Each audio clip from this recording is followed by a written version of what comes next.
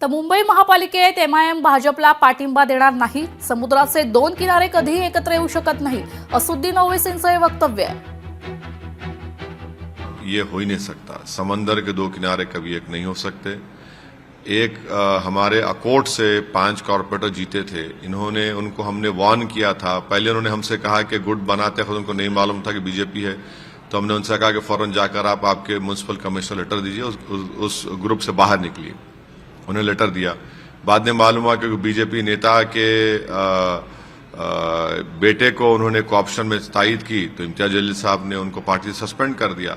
और अगर कोई भी, चाहे बीजेपी हो, एकनाथ शिंदे हो या अजित पवार हो, इनके साथ जाएंगे तो पार्टी उनके खिलाफ एक्शन लेगी। हम नहीं जा सकते उनके साथ।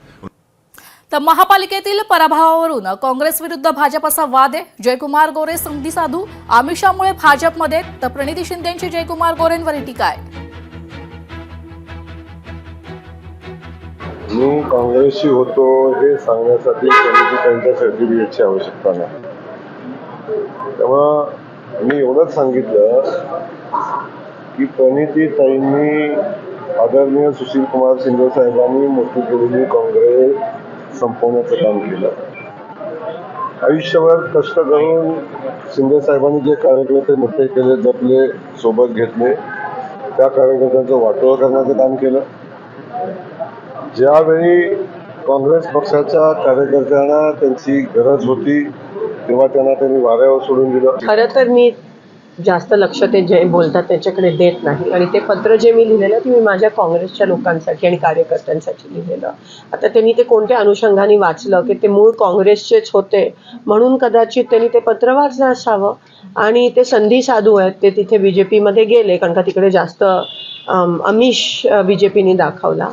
पण ते मूळ मी काँग्रेसच्या माझ्या सगळ्या लोकांना, कार्यकर्त्यांना, जे उमेदवार लढले त्यांच्यासाठी ते पत्र होतं। मी संधी साधू आहे का काय भारतीय जनता पक्ष चांगला जाणतो।